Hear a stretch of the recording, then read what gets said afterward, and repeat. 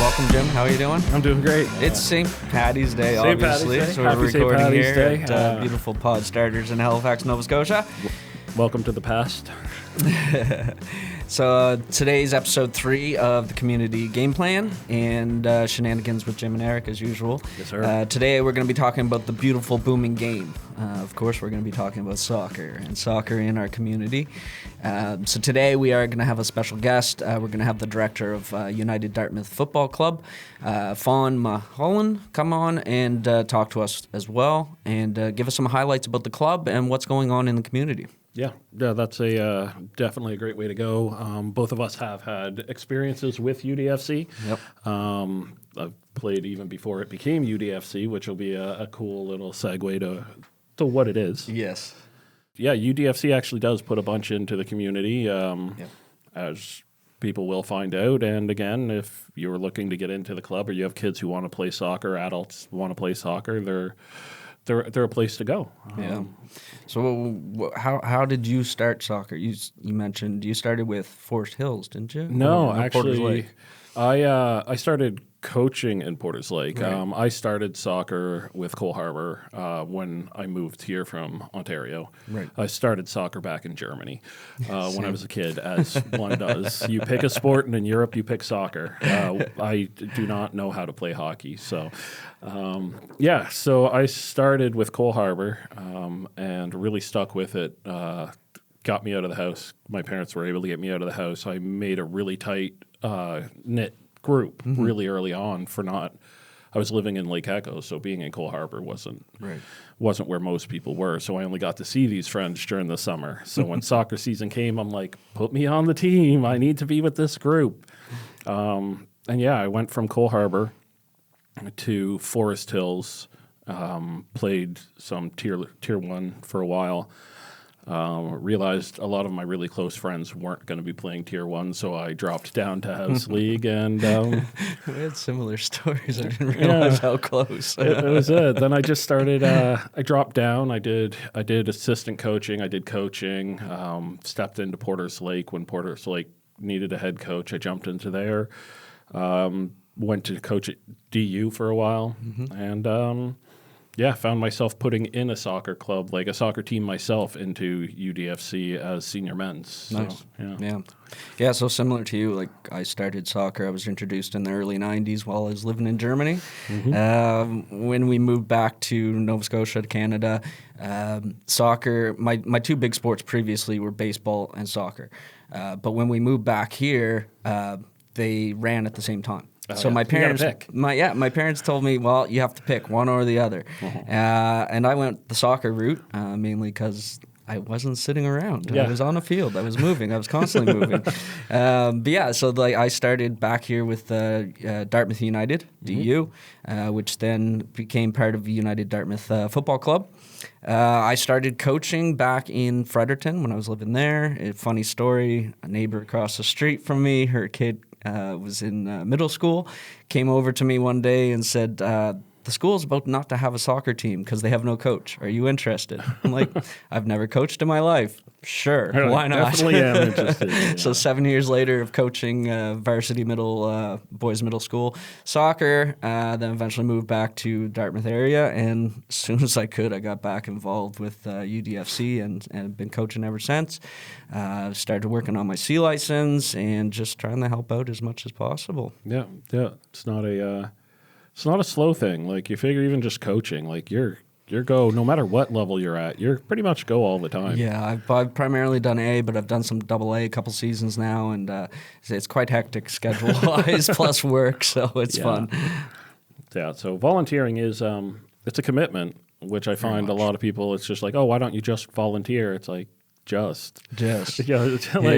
Running a team is not a just anything, and I'm pretty sure that's in any sport, especially when it comes to the fundraising aspect. Yes, because a lot of the clubs, which I find people don't realize, a lot of their money, it's not from their players that come in. It's like that gets you your field and your balls, but if you need new jerseys, all of that, that's when you start Trips. seeing trips, right? Tournaments. That was the big one we were always fundraising for, was trips, and even extra activities for the teams and the squads outside of the pitch. Yeah. We've done Activate, we've done some clubs have gone bowling, some different things just to do the community outreach as well. We've actually done some gathering of food goods for different charities as well through the club, which is great. Nice. Yeah, our big ones, because hockey kind of took over all the bottles and the bottle drives, is we spent a lot of time either in front of the liquor store or Sobeys with the barbecues. Packing groceries. Yeah. That's always fun. Yeah, I got to avoid that. It was just the barbecues for my people. We're all about food. They found out I could cook, and they put me behind a barbecue. Perfect. Today we have a guest. I like guests. I like guests too. So today we actually have the director of soccer for the United Dartmouth Football Club, Fawn Mulholland. We're going to introduce her and let her tell us a little bit about her background, her journey into soccer, and then her kind of her role as the director of soccer and what it kind of entails. Hopes, dreams, all that all fun of that stuff. Walks so on the beach. Welcome, Fawn, to the Community Game Plan Shenanigans with Jim and Eric. Can you give us a little bit of your background? For sure. Thanks, Eric. Thanks, Jim. Excited to be talking about myself, which is not something I'll often say. But to give you a little bit of background about me, I'm originally from Northern Ireland, been in Canada for how many years now? I don't want to date myself. Since 2016. So back home, I played a lot, had a lot of great experiences as a player, and then traveled across the pond and played 4 years NCAA soccer in Pennsylvania. Happy St. Paddy's Day, by the way. Yes. Thank you. Yeah, it looks a little different here. Yeah, I bet. Yeah. So, I had a long player career. And then basically when I got up into Canada, I suffered a few different injuries that just meant I didn't want to pursue playing anymore. So pretty much been moving through some coaching and technical leadership positions ever since. So that's nice. A little bit about me. Oh, that's excellent. So now you're director of soccer at UDFC. How many years have you've been 3-4 years now? It's coming up on 3, believe it or not. Yeah, I thought so. I thought it was around 3. So what does that role entail, and how are you enjoying it so far? So I enjoy my life. What can I say? I've been out in Nova Scotia here for about those 3 years. I was in Ontario before doing kind of similar roles. So technical director at a couple of different clubs, and I saw the opportunity to move out here for a full-time gig doing director of soccer, and I was like, yeah, I gotta take it. I love Atlantic Canada, so here we are. Nice. The role, it's a lot of getting people to move in the same direction. Yeah. So I could wrap it up and say it's technical oversight for the entire club, which means everything under the sun that you see on the pitch. So and behind the scenes. Yeah. From the coaches we put out there, the players and the different opportunities we're able to provide for them through programs, facilities, all the equipment, technical budgeting, all of those kind of fun things that happen, whether people realize or not. But yeah, it's a lot of managing different kind of groups of people and meeting the varied needs of a lot of different people. For a club our size, it's pretty challenging, but no 2 days look the same. Right. No, that's great. So, Jim and I mentioned earlier, we've been in the Dartmouth area. We've been involved in different clubs. The origins of United Dartmouth Football Club came from a bunch of smaller clubs. So, Jim, for example, he played Cole Harbour. I played myself Dartmouth United.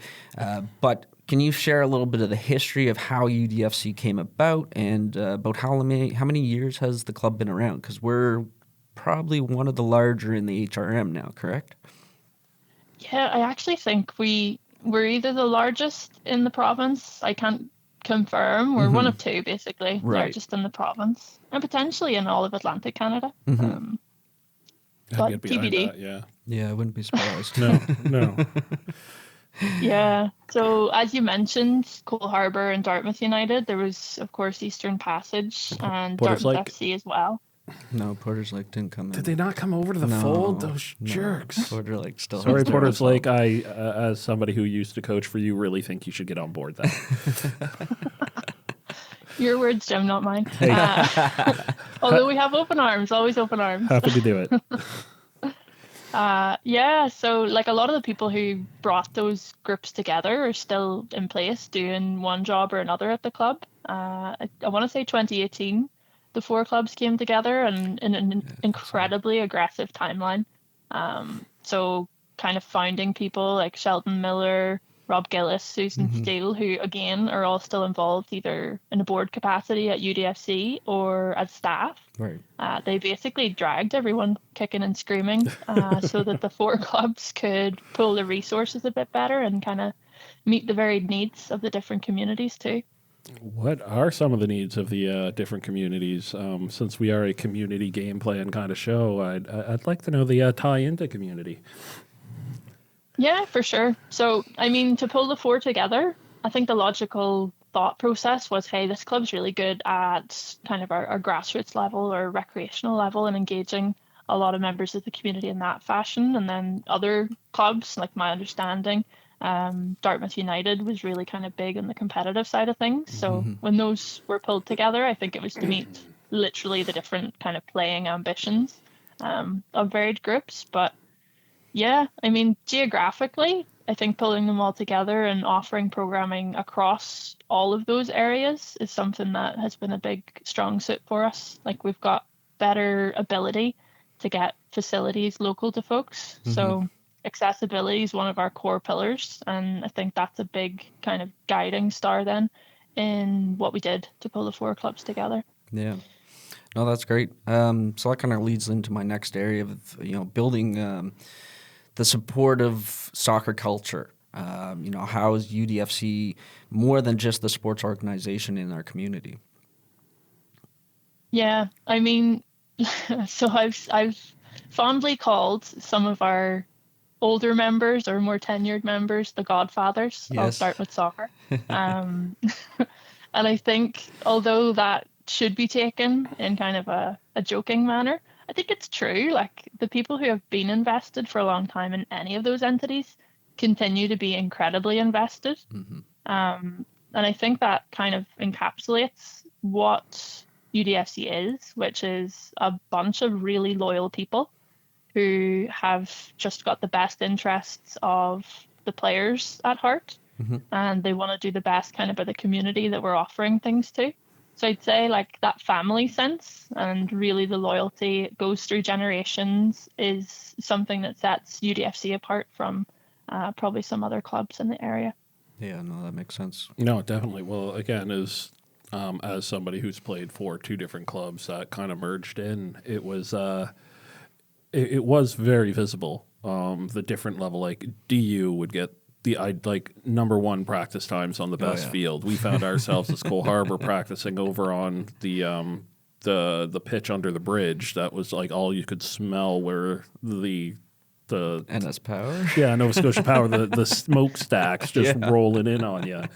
But like that joining after coaching it when it became UDFC, just seeing the like people who used to play on opposite sides of the field, like opposite sides of the pitch, are now come together all for the passion of the game. And it is a very big community-driven thing, I found as well, yeah.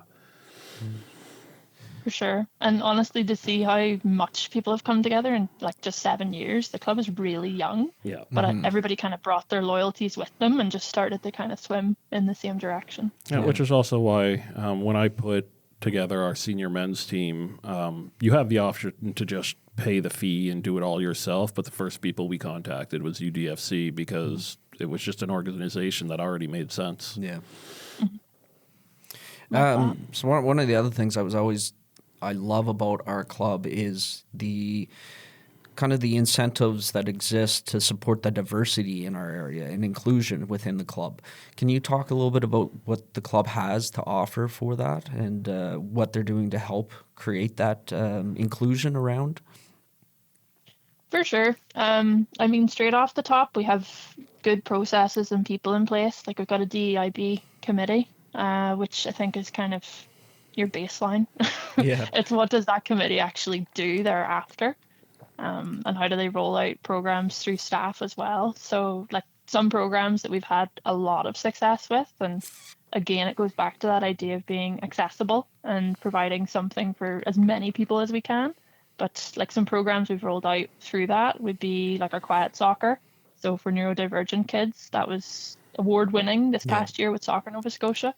We have a partnership with Special Olympics, our Tri Preston programs, which brought soccer into the communities of Cherrybrook, East Preston, and North Preston for the first time ever. Right.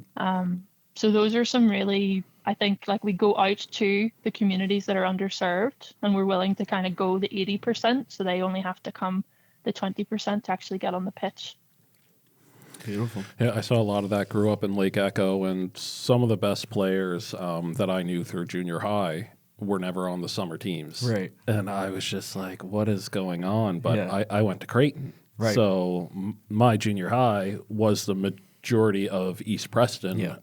went to that junior high. Yeah. And yeah, the numbers didn't make sense when you'd go to the field in the summer. Yeah. So yeah. Yeah, I attended, well, actually it was one of my practice times recently. There was the BIPOC Black Excellence UDFC event, and they had members from the Halifax Wanderers and the Halifax Tides Oh, wow. that came out and did some sessions with the kids. I had my U18A girls, and they about 6 members of the Tides actually played a scrimmage with us, which was a blast. And you guys destroyed them, right? Oh no, we mixed them in. I mean, we had the mix. We had three on each side. Come on. But that kind of actually leads right into my next thing that I wanted us to talk about, because we now have 2 professional soccer teams in HRM. Finally. Of the Halifax Wanderers going into their 7th season, which is amazing. And we have the new Halifax Tides in their inaugural season starting in April. So I know for myself, I've been coaching female soccer for 7, almost 8 years now. So this is a big thing for me, and having that Halifax Tides and, supporting women's soccer and seeing the growth of women's soccer across not just North America, but the world and within our community. So within UDFC, how are you contributing to the growth of girls and women's soccer within the club? Great question. Where should I start? I mean, Once upon a time is always the best place. There was a ball. We've been quite intentional. Yeah, there was a ball. Yeah. We've been pretty intentional with how we approach engaging women. It's not just players on the pitch, but it's how many different ways can we engage people and, again, break down barriers to accessibility. So one of the great things that I brought from my time in Ontario was this idea of like an adult kick around for women. And I just remember like one of my clearest visions of coaching I've ever had was when I just started coaching, like fresh out of university. And I was coaching like an adult beginner program for women. And it was like women who were old enough to be my grandmother playing type thing, like some women in their 60s. Love it. Hey, we play with a woman like that. I do. Yeah, we do. You'd be amazed. I just remember specifically this one player booted the ball in the air. It must have gone up about 50 feet, and it came back down, and one of the 60 plus members just literally one touch took the ball out of the air, and it was the best touch I've ever seen. So that kind of set the tone for me that I was like, all right, we need more opportunities for not just players who are conventional players, but like people who might have passed the quote unquote playing stages to get involved in the game. So I kind of carried that, and I really landed on my feet with UDFC, where there was already initiatives like Winspire happening. Right. So Winspire, for example, we got Erin McLeod out to do a keynote speech. It was nationally recognized by Coach.ca. So that was a big one that was here before I even landed. And those that don't know Erin McLeod, she's a ex-national women's soccer player. She's all right. And she's going to be the goalkeeper for the Halifax Tides. Oh, yeah. Like I said, she's all right. I'm going to completely stick it out there. I have never bought a World Cup ticket for the men's soccer, and I have multiple times gone to a Women's World Cup game Nice. because I find the soccer, and I don't care who doesn't agree, is way better. Oh, I so 100%. many less dives. I find the technical aspect it's just beautiful in the women's soccer. So yeah. to watch Team Canada and Team USA actually play in New Brunswick was like highlights of my life. I saw the Canada-Mexico game at Halifax Wanderers grounds. That was amazing. That was a fun soccer game too. Yeah.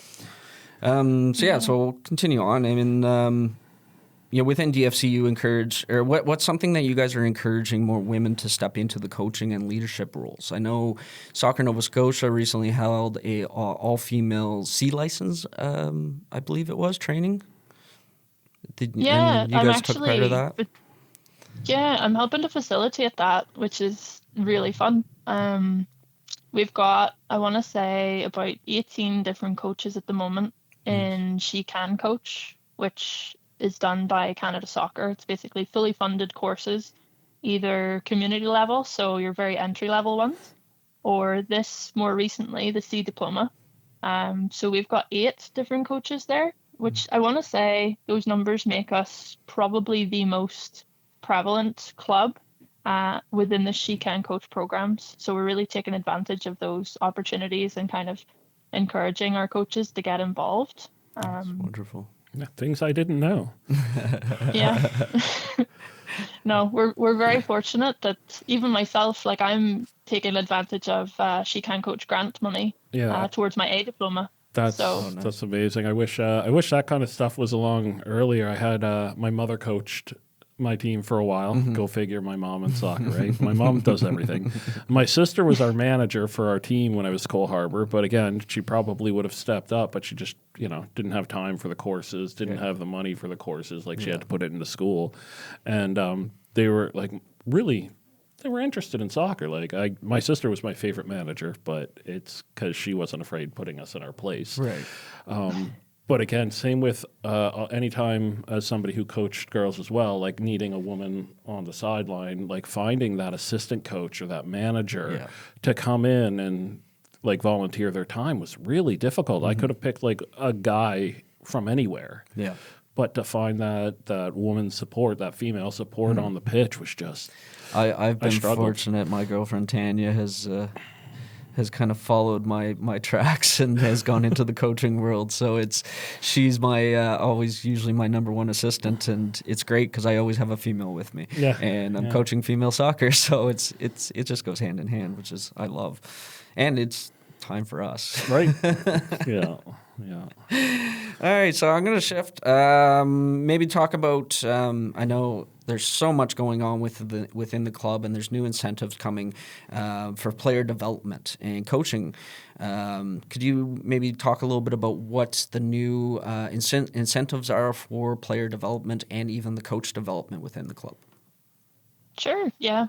So player development, obviously, every club kind of has a moment of reckoning where they say, hey, our programs are running and they're fine, they're meeting a need. But I find that as kids become a bit different and as player needs become a bit different, we have to adjust. So, for example, our high performance programs, like we've got an integrated support team in place that basically should provide a holistic development experience for those players. So that's from nutrition to mental skills to physical prep, all kind of items that we may not have in-house expertise in because we are the football people. Right. But really ensuring that those players who have higher aspirations get to be pushed and they get kind of a little bit of knowledge as well about how or what direction they might be able to be pushed in. So for the players, that's kind of always an ongoing item.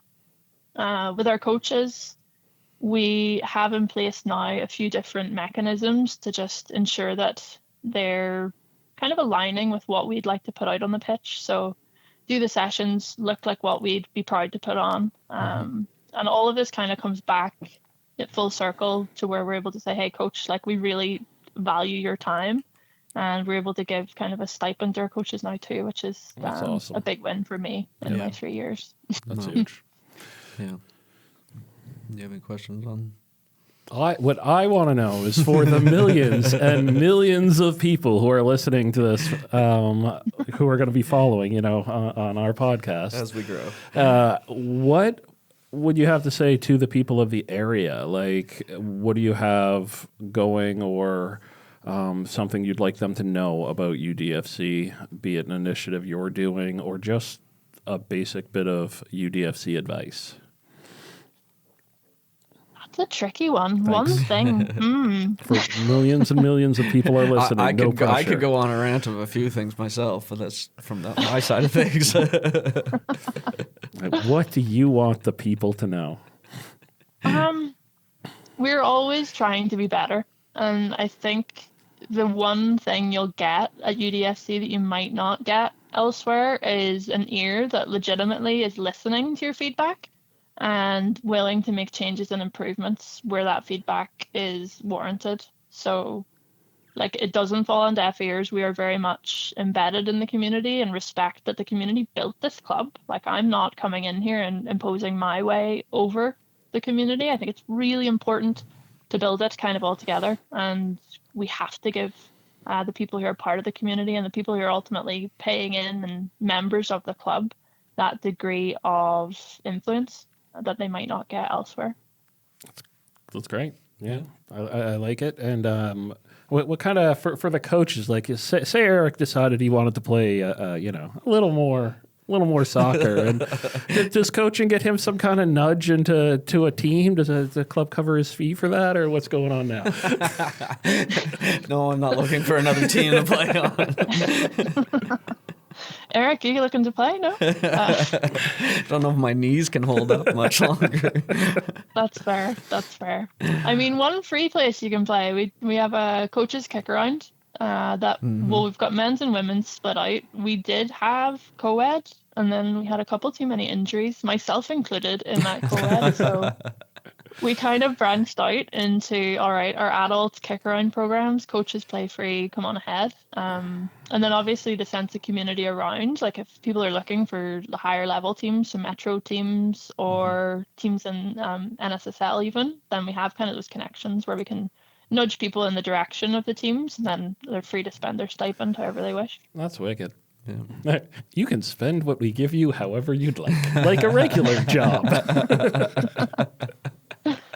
My money goes back into my team, whatever squad I'm working right? with. Exactly. How about that aspect? I'm just curious about sponsors and stuff like that. Yeah, so I mean, we're kind of leading, how to potentially local businesses. I know the club does have an incentive looking for sponsors, team sponsors, and so let's give them, how do they get in touch with you if they're looking to be a sponsor of the club or maybe one of the AAA or higher level teams?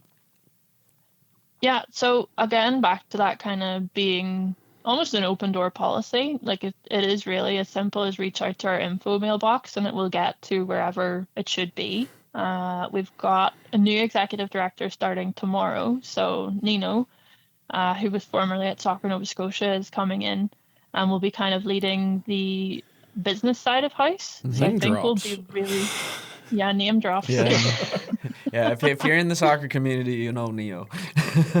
I know. I didn't try to pronounce his last name because I don't ever try either. Yeah, but we're in a space where we've already been targeting some businesses and working with some businesses to raise awareness for their side of things, but also give back to our community and pump the funds into certain avenues. So I think we'll only get better at that with a really kind of structured approach to it that Nino should be able to bring. Yeah, excellent. Cool. So if somebody wants to get involved, I mean, we're really approaching our spring assessments for summer season as for players, anyways. But if players or volunteers or coaches or anybody wants to get involved with United Dartmouth Football Club, again, do they just reach out to the info or go through the website? Bit of both works. All of our emails are on there, so we do a decent job of breaking down who you should contact should you have a specific idea. But again, the info box will get distributed to whoever it should. But one thing I would say is there's no contribution is too small. Like even if a person wants to provide a single touch point in their expertise of, I don't even know, playing the guitar or something to that effect, we'll find a place and a way to utilize that person and their expertise, and hopefully that goes a long way to increasing our community presence as well. Yeah, That's huge. no, that's actually awesome. really cool. So I guess I kind of had one other question that you mentioned community focused. Does the club have any community projects, focused projects that they're working on this summer or into the new year that we should be aware of and maybe we can help you with? Fantastic question. We do like to help. We do. Yeah, I appreciate that a lot. We have high aspirations. Like in our dreams, we'd be able to pull the community together and kind of fund some kind of facility. But this is our dreams. I don't think that's on the near-term horizon by any means. But we'll continue to do those community initiatives. So last year, we did our first ever annual awards night in October. And we basically filled or close to filled out the Woodlawn Auditorium, which seats 800 people. So at various points in the night, we had probably anywhere from 400 to 600 people pulled together. That's amazing. The awards we gave out there, we had sponsored awards. We had a named sponsor for the event itself. So that was a really, really cool initiative that we'll be doing every year. But I think from that, we've got other opportunities to connect with other groups, like our new uniforms coming, for example. Yeah, that's. I know that we're. Oh, jeez, yeah, you're telling me. I'm glad I'm kind of on the other side of it, but yeah, like just there's always something going on, and as I say, like if somebody's got even the most obscure expertise, if you can see a way that might align to even our values, if it's not directly applicable to our operations, then we're all ears. We have a pretty good talent. We can sell homes. Well, why do you think I dropped the facility number in there? Oh my! Oh, this is why we say shenanigans. I'm shameless. Yeah. I'm shameless. Yeah. We both also pretty decent soccer players in our time. At our times. In our day. I still think I Well, got the we're longest always throw in the league. Yeah, probably. I probably have the most We're concussions. always looking. So, Magic Bottle. You've got Eric and myself here. Eric already coaches. You need help, say, with one thing. What would you put Eric and myself to work on? And I'm not touching grass fields. Because that is I know that's a huge grass fields. HRM, we need grass fields. Yeah. And actually, we would do. love some more turf, but and some more buildings, like indoor facilities, More domes. and Yeah. I don't know if you know this. Our last ED went in front of HRM's council to actually speak a little bit about that, just because the facilities are we're so constrained on them. yeah, I did hear about that. Yeah, and like that's not just us; that's across the board. I think everybody feels the pain there. Yes, I've talked to other clubs and other coaches at other clubs, and finding practice time on decent fields or decent turf it's difficult for everybody because. I know when I played hockey back as a youngster, we didn't have enough ice surfaces. Now we have we still don't have enough ice surfaces. yeah, from what I they understand. even closed some down. Yeah, with ringette and hockey and everything, but soccer's the same. And I know Halifax Wanderers are still pushing for something over there to happen. And now they got 2 professional soccer teams over there. And So to anybody who's a developer who owns a lot of land and is looking for a way to make a nice passive income, soccer fields are needed. They are. all right, Magic Bottle, though. I don't know if I answered you. They no, didn't. I you don't know didn't. if I have we an went on answer. our rant again. Sorry. We shenaniganed. Yeah. I don't know if I have an answer for you. I think just honestly the consistency of people being there to help and to coach and to be involved and to continue to push for better community engagement, better opportunities for sponsorship. I think the consistency over everything is what I would say as a Magic Bottle. more just that exposure. consistency. More Is what exposure. I'm hearing. More exposure. I'm glad we have her here right now in front of our millions and millions of listeners. Well, you never know. If we put you in our need to know, then there'll be, 4,500 people at least get an email about it. So you could have a spike. You could have a spike in this podcast. Well, the better the spike, the more we can help you, I think. Exactly. Yeah. We might have more shenanigans like this down the road. I'm telling you. We'll do it on the pitch. So where can our listeners find, well, all throughout the udfc.ca website? I mean, that's probably the best place, but I know United is across all social media platforms as well. So make sure you give them a follow on Facebook and Instagram. And I'm sure, knowing you, Fawn, well enough, you don't want to throw your socials out there. So I'll leave that there. I appreciate it. Thanks, Eric. Yeah. But again, thank you, Fawn, for coming on. And, this was great. It was interesting to hear, kind of the club side of things, because I know I'm on one side of the field and one side of the pitch. Jim's kind of hears what, the outside of things, but to hear from yourself, and you're right in the mix with everything.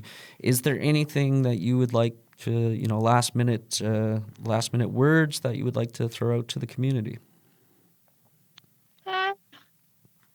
I don't know. I think just take heed of what I said. Like, we're always looking to improve, always looking to better ourselves. So don't be afraid to come forward. If we're not offering a program and you think, hey, you're really missing a trick, or there's this part of the community that's being underserved, like, let us know that, because we're pretty good at getting a decent program shipped in short order. Yeah, no, that's great. I mean, I've seen it in my years now.